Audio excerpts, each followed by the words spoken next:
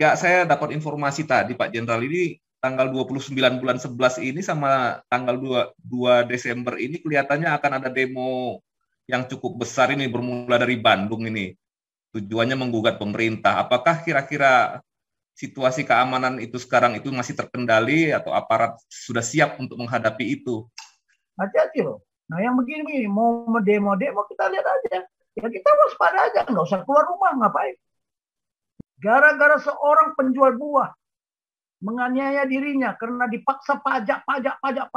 Stres dia bakar diri. Bayangkan, krisis nggak? Di Indonesia sudah terjadi nggak? Gara-gara satu orang kita krisis? Bisa. Di Amerika, pecah. Jadi jangan dikira gara-gara seseorang. Bisa negara ini babak belur. Apalagi konsep mereka, ajarannya apa? Coba, jihad fisabilillah. Di awal-awal pembicaraan kita, Anda punya Tuhan, kami juga punya Tuhan. Ya, Anda bilang kami kafir, Anda juga kafir. Yang sudah masuk ke dalam otak manusia, apalagi sudah tertanam terlalu dalam, di sel-selnya itu, mau dicabut, digantikan nama ide yang baru. Hampir-hampir kita katakan mission impossible. Demi Allah saya bersumpah bahwa saya akan setia kepada Negara Kesatuan Republik Indonesia yang berdasarkan Pancasila dan Undang-Undang Dasar Negara Republik Indonesia tahun 1945. Gas, bol! Merasa manusia itu diciptakan hanya untuk ini, hanya untuk menyembah gitu ya. Nah, ada mungkin yang lain lagi kalau yang mungkin yang bukan dari Samawi, mungkin itu kan mereka lebih ngelihat kepada evolusi kesadaran ya, melalui perkembangan dan proses perjalanan inkarnasi manusia di dalam kehidupan. Jadi memang di sini sepertinya sudah ada perbedaan paradigma sehingga ini yang akan menciptakan nanti mempengaruhi ideologi yang akan timbul di dalam manusia-manusianya itu Pak Jenderal gitu. Dari pemikiran ini. Itu yang pertama penciptaannya, nanti mohon dijelaskan. Yang kedua agak sedikit melebar sedikit dari topik. Ideologi-ideologi ini cenderung akan memaksakan, ada satu ideologi yang mungkin akan memaksakan kehendaknya gitu ya. Memaksakan bahwa semua orang di luar dirinya harus mengikuti ideologi yang sama dengan mereka. Nah, itu contohnya. Nah, ini yang juga akan menjadi yang Pak Jenderal katakan ini adalah pertentangan atau konflik paradigma itu. Terus yang ketiga, saya dapat informasi tadi Pak Jenderal, ini tanggal 29 bulan 11 ini sama tanggal 2 Desember ini kelihatannya akan ada demo yang cukup besar ini bermula dari Bandung ini. Tujuannya menggugat pemerintah. Apakah kira-kira situasi keamanan itu sekarang itu masih terkendali atau aparat sudah siap untuk menghadapi itu? Itu aja Pak Jenderal. Pertanyaannya 3 gitu. Oke, saya jawab ya. Ya, terima kasih Pak. Makanya, mengapa ada perintah Tuhan? Amanat agung Tuhan, ya menurut aliran kepercayaan kita, ya di Matius 6 ayat 33. Bahasa Inggrisnya itu jelas. But seek first the kingdom of God and His righteousness. Ya, and everything I will add it to you. Anda tidak perlu khawatir apa yang Anda makan, Anda tidak perlu khawatir apa yang Anda pakai, ya, apa yang Anda minum. Itu perintah Tuhan. Carilah terlebih dahulu kerajaan Tuhan dan kebenarannya. Semuanya itu akan saya tambahkan kepadamu. Akan ditambahkan kepadamu. Itu mana? Jadi kita nggak perlu takut sebenarnya. Nah, satu lagi. Kita berbeda. Jangan bilang agama Samawi. Apa maknanya agama Samawi? Saya mau tanya. Nah, di sini kita terjebak dengan paradigma agama Samawi. Padahal Kristen itu nggak ada agama. Tunggu dulu. Di mana ada agama Kristen? Makanya jangan ngarang-ngarang. Saya kemarin debat sama pendeta. Wah, ini Jenderal Tobing mengajari tidak mengedukasi, malah menyesatkan. Kok Jenderal Tobing ngomong tidak ada agama Kristen? Loh, saya bilang, tolong saya dibuktikan Bapak Pendeta. Di mana tertulis Tuhan datang untuk membawa agama. Tuhan nggak pernah mengatakan itu. Tapi di kitab Yohanes apa? Barang siapa yang percaya kepadaku. Barang siapa yang percaya. Percaya apa? Bahwa dialah jalan dan kebenaran dan hidup. Nggak ada agama Kristen. Makanya kita jangan mau dimasukkan bingkai. Ada kita agama samawi. Disitulah kesalahan kita. Di mana fungsinya PGI? Di mana? Coba buktikan, saya bilang. Kalau Bapak bisa buktikan, makanya saya bilang hati-hati dengan istilah PDT itu. Oh, terus Pak Tobing kata PDT itu apa? Kemarin saya ketemu pendeta. Oh, saya pendeta, iya. Oh, ini pendeta-pendeta ya, saya bilang. Tahu nggak kepanjangan pendeta? Penyesat domba Tuhan, saya bilang. Oh, kaget ya. Kok bisa penyesat? Oh, kita buktikan ada menyesat. Menyesatkan. Makanya, kenapa Tuhan perintahkan? Carilah kerajaan. Bukan cari agama Kristen. Masuk agama, enggak. Dan kebenarannya. Itu nanti akan kita kupas. Akan kita kupas. Atau mau saya WA-kan. Karena itulah khotbah saya besok. Ditambah wawasan kebangsaan. Kita hidup di kerajaan Tuhan, tapi kita hidup di negara kesatuan. Oke, masalah demo. Oh ya, silakan Pak. Hati-hati. Karena kita mau dibingkai. Kalau saya nggak mau. Saya nggak mau. Saya bertentangan. Makanya saya bilang dari awal. Bible itu bukan hanya kitab suci. Tetapi apa? Konstitusi kerajaan Tuhan. Itu konstitusi kerajaan Tuhan. Lah ngapain? Masa sekarang saya tanya. Kalau sang raja itu punya kerajaan. Kerajaannya itu ada di surga. Ya. Dulu kerajaan di bumi itu udah diciptakan. Taman Eden. Tapi diangkat kan gara-gara makan buah terlarang itu. Coba seandainya dulu ya kakek moyang kita itu Adam atau Hawa dulu memakan buah dari pohon kehidupan. Ya kita nggak sakit-sakit, nggak menderita kan? Karena nubuat Tuhan tidak bisa dibantah. Nah sekarang itu yang menjadi masalah bangsa kita ini. Kita kok mau dibingkai? Kita kok mau dibingkai? Itulah kesalahan kita. Nggak ada agama samawi. Nggak ada. Kalau mereka bilang agama samawi, di mana tertulis di kitab? Di kitab mana? Nah saya kan bilang, Bible itu bukan kitab agama. It's not religion book, bukan. Bukan buku agama. Kemudian juga bukan tentang presiden. Ingat, bukan tentang presiden artinya tidak tentang demokrasi. Kerajaan nggak bisa. Apa artinya king? Apa artinya kingdom? Nah, itu nanti kita bahas. King itu punya otoritas. Bisa, dia memiliki wilayah kan? Ya, yang dia ciptakan. Yang menciptakan surga-surga, udah tuh bumi, alam semesta, dia yang ciptakan, dia miliknya.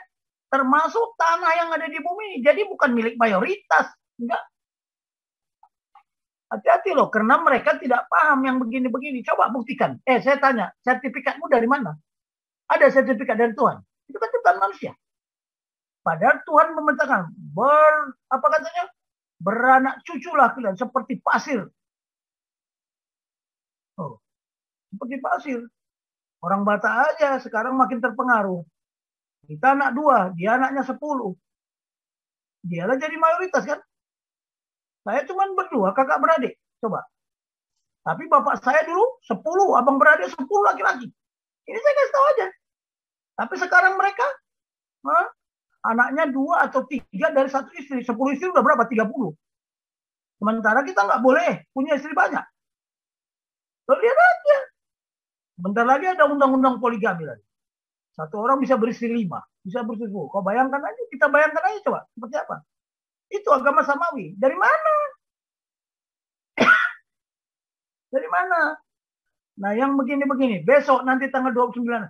Ya negara nggak boleh kalah. Nggak boleh kalah. Kenapa? Ya kan saya bilang. Di sinilah ketika Densus 88 menggebrak rumput-rumputnya, ular beludaknya keluar semua.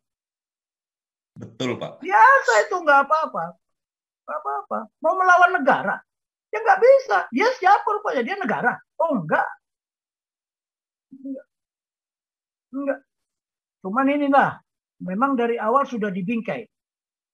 Saya beritahu aja ya, saya jadi TNI dulu, waktu saya masih aktif, saya bingung. Dulu ada pasukan apa namanya, huru-hara. Sekarang TNI udah nggak ada huru-hara. Gara-gara apa? Ya itu undang-undang itu. Ya udah bilang undang-undang itu membonsai TNI, nggak percaya si Ponto. Si Ponto itu memang, aduh, saya nggak tahu lah jenderal apa itu. Itu doktrin PHH. PH itu ada doktrinnya, ada ajarannya. Sekarang nggak ada tentara punya PH. Mana ada pasukan huru-hara? Nggak ada. Saya dulu masih, zaman saya jadi komandan resimen masih. Makanya kan saya bilang kemarin, ada krisis. Kita menghadapi krisis. Gara-gara satu orang, negara ini bisa krisis. Kayak kasus di Tunisia. Gara-gara seorang penjual buah menganiaya dirinya karena dipaksa pajak. Stres dia bakar diri. Bayangkan, krisis nggak? Di Indonesia sudah terjadi nggak? Gara-gara satu orang kita krisis? Bisa. Kemarin aja waktu saudara kita dari Papua dibilang monyet di Surabaya, hampir ramai kan? Hampir ramai. Nah, sama juga dulu di Amerika waktu zaman Obama. Seorang Arab, ya, dia bunuh berapa itu? 13 perwira. Dia juga tentara. Seorang Muslim. Tapi Obama kan langsung turun tangan dia. Langsung. Kalau nggak langsung, nggak pecah. Di Amerika, pecah. Jadi jangan dikira gara-gara seseorang bisa negara ini babak belur. Bisa pejabat-pejabat negara sekarang lagi jabat, bisa babak belur. Apalagi konsep mereka, ajarannya apa? Coba, jihad fisabilillah. Ini konsep apa? Ini konsep Tuhan? Kan tidak. Makanya kan saya katakan, kalau mereka bilang ada agama, silakan aja. Mereka punya Tuhan, silakan aja. Di awal-awal pembicaraan kita, Anda punya Tuhan, kami juga punya Tuhan. Ya, Anda bilang kami kafir, Anda juga kafir. Boleh nggak? Boleh. Ya kan? Anda bilang kami pagan, dari mana kami pagan? Anda yang pagan. Kami nggak menyembah yang lain-lain kok. Nah, yang begini-begini ini sudah masuk ke otak manusia. Makanya saya katakan, yang sudah masuk ke dalam otak manusia, apalagi sudah tertanam terlalu dalam, di sel-selnya itu mau dicabut, digantikan nama ide yang baru. Hampir-hampir kita katakan mission impossible. Nah, kecuali Tuhan yang merubah lewat mimpi, lewat kecelakaan, ya, lewat pengasihan. Itu yang bisa merubah mereka. Anda mau merubah saksi Jehovah? Bagaimana caranya merubahnya? Udah tertanam sejak kecil. Anda mau merubah mereka? Yang sudah tertanam, nggak ada. Biar aja dia nanti sadar sendiri. Tuhan memberi kesempatan. Tuhan memberi kesempatan. Tuhan bilang apa? Bertobatlah. Bertobat itu. Tapi bahasa Inggrisnya sebenarnya bukan bertobat. Repent. Cuman kita terjemahkan berobat. Repent itu apa? Change your mind. Kalau dia merubah pemikirannya, dengan otomatis dia sadar sendiri. Jangan bertobat yang dibuat-buat, yang dipaksakan. Ada filosofi yang bijaksana kok. Kita bisa bawa kuda ke sungai, ke tepi sungai. Tapi kita tidak paksa, tidak bisa kita memaksa. Sang kuda itu minum air, nggak bisa. Karena dia lebih tahu air ini berbahaya apa tidak. Nah, itu kan filosofi. Tingkatannya tadi di level ketiga kan di atas. Hati-hati loh. Nah, yang begini mau demo kita lihat aja. Ya kita waspada aja, nggak usah keluar rumah, ngapain? Jadi tadi kan saya bilang, strategi kemarin saya bilang ketika Bu Linda tanya, bisa dengan diam, bisa menghindar. Ya kecuali kalau kita terlibat, boleh dengan pengetahuan, soft power. Kalau nggak bisa hard power, kita punya nggak hard power? Satu lagi, kita punya nggak soft power? Kalau soft power itu yang motong kepalanya, nembak kepalanya gitu loh. Itu strategi. Dan dari awal sudah saya katakan kan, negara Kesatuan Republik Indonesia memiliki yang namanya kerawanan kritis. Ya, kerawanan kritis ini menyebabkan apa? Ya, critical insecurity. Ya, insecurity. Ya, keamanan yang tidak aman. Kerawanan yang tidak aman. Nah, terus bagaimana konsepnya. Saya kan tadi lihat tuh paradigma. Sudah punya konsep nggak? Nggak punya. Kenapa saya berani ngomong gitu? Hampir 15 tahun saya di staf operasi. Beda ya, Mabes TNI sama Mabes Angkatan Darat. Beda. Mabes TNI itu menggunakan kekuatan, haknya. Makanya disebut Panglima. Kalau Kepala Staf Angkatan Darat, Kepala Staf Angkatan Laut, Kepala Staf Angkatan Udara, oh dia nggak boleh menggerakkan kekuatan. Kecuali atas nama Panglima. Nggak bisa. Ya, kemarin ada juga statement-statement Pak Dudung itu. Itu hati-hati loh. Saya akan habisin radikal. Oh nggak boleh dia. Nggak boleh. Karena dia tidak memangkul garis merah di pundaknya. Hati-hati loh. Hati-hati. Dia bisa terjebak ini kalau nggak apa. Dia terjebak. Karena dia akan diikat sama peraturan. Karena kepala staf itu hanya pembinaan. Makanya dia nggak garis merah. Tapi karena dia kemarin dari Pangkostrat berubah jadi apa? Jadi Kasat. Itu beda. Wilayahnya beda.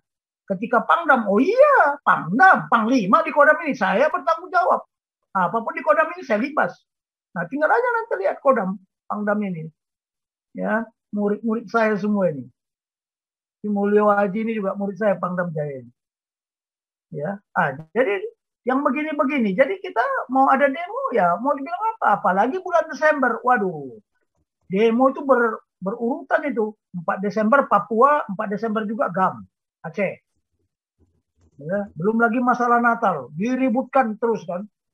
Natal begini, pagan lah apa segala macam. Aduh, udahlah. Bulan Desember itu bukan bulan suci sebenarnya. Diobok-obok, ya, diobok-obok. Nah, itu kalau jawaban saya, Raja Uti. Ya, mohon maaf aja, saya tahunya sampai di situ. Tapi konsep, kalau dulu saya di staf operasi itu ada namanya rencana kemungkinan terjadi kontingensi. Rencana kemungkinan kontingensi itu ada, saya tadi kan bilang ada 8. Ya, masalah Laut Cina Selatan, masalah Papua, ya, masalah Maluku, ya, masalah Sipadan Ligitan, ya, masalah sekarang di Sarawak sana di perbatasan. Sekarang udah tambah lagi, Sarawak ingin merdeka. Coba dampaknya kemana? Karena ada saudara Dayaknya, Ibannya yang ada di selatan. Kalau dia utara, ada di selatan Sarawak. Jangan heran. Ya, kita ini sudah kompleksnya apa masalah-masalah. Bukan tambah lagi nanti gara-gara 1 orang yang seperti ini. Ini gara-gara 3 orang ditangkap Densus. Rame semua. Ini akan terjadi yang namanya pergeseran paradigma. Kita tinggal tunggu aja. Nah, nanti itu di bab 4, kapan paradigma itu bergeser? Dan apa dampaknya jika terjadi pergeseran paradigma? Yang jelas kita benturan. Dan bisa kembali ke titik nol. Kesuksesan kita yang sudah dicapai itu bisa bergerak kembali ke titik nol. Dan satu kelemahan bangsa ini. Doktrinnya apa? Itu Bandung Lautan Api. Lihat China. Macau memisahkan. Hong Kong dihancurkan nggak? Enggak. Nanti akan saya rebut kembali. Kalau kita tidak. Begitu Timor diambil, direbut, coba dibakar habis kan? Karena doktrinnya doktrin Bandung Lautan Api. Mana si Ponto itu tanya, pakai undang-undang apa itu? Dari kemarin saya bilang undang-undang itu bikin kacau, nggak percaya. Sama dengan sekarang. Lihat. Ya, yang begini-begini ini, tolong. Anda mau dengarkan Ponto, silakan. Kita buktikan nanti siapa yang benar. Kebenaran itu tidak bisa dibantah. Walaupun manusia kebenarannya relatif. Bukan kebenaran bukan kebenaran absolut. Kalau Tuhan kebenaran absolut. Dan ini juga ya, kalau kita mau lihat, apa sih instruksi Tuhan? Tuhan sudah menyampaikan kok instruksi. Ya, waspadalah. Ada masanya nanti bangsa akan melawan bangsa, kerajaan akan melawan kerajaan. Akan ada bencana kelaparan, bencana alam, ya, bencana yang dibuat oleh manusia. Bencana itu ada 2, ada yang natural, ada yang buatan manusia. Kemudian ada wabah penyakit, kurang jelas Tuhan menyampaikan itu. Tapi nanti kita lihat.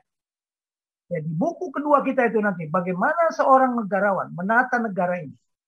menganalisa tugas yang disampaikan oleh apa? Yang diamanatkan oleh konstitusi. Nah, kita sebagai orang Kristen, ya, sebagai orang percaya, kalau ada pastor-pastor penggembala, sudahkah dia menganalisa? Sudah menganalisa nggak perintah Tuhan itu? Saya melihat tidak ada satupun. Ya, kalau ada pun bisa dihitung dengan jari. Hampir seluruhnya nggak ada. Mana saya tanya? Bagaimana seorang pendeta menganalisa perintah Tuhan? Nah, besok kita sampaikan ini. Sementara, jangankan pendeta yang bertanggung jawab aja masalah keamanan, yang bertanggung aja masalah pertahanan, nggak menganalisa. Yang namanya apa? Mission analysis. Melindungi segenap bangsa Indonesia. Itu kalau dianalisa, banyak sekali.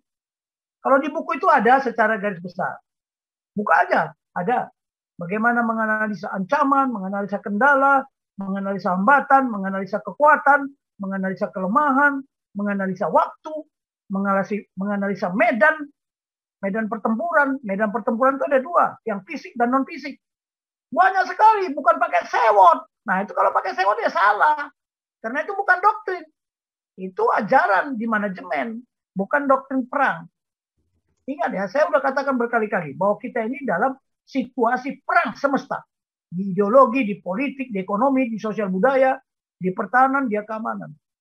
Nah, salah satu, ya sekarang masalah keamanan itu kan diserahkan kepada polisi dan ketertiban. Ya, lihat aja, udah dianalisa belum?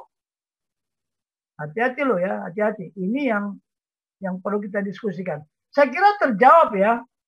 Terjawab ya Pak Jenderal. Jadi begini, saya sih termasuk berpikiran. Terima kasih. Anda telah menyimak video ini sampai selesai. Silahkan tuliskan masukan atau pengalaman Anda sesuai tema video yang kami sajikan. Kami berharap masukan Anda bisa memberi edukasi sebagai bahan pertimbangan untuk membangun pola pikir positif. Kepedulian Anda sangat bermanfaat membangun generasi dalam menyikapi narasi atau sumber berita. Terima kasih. Dan salam damai untuk Indonesia bersama Reaksi Nusantara.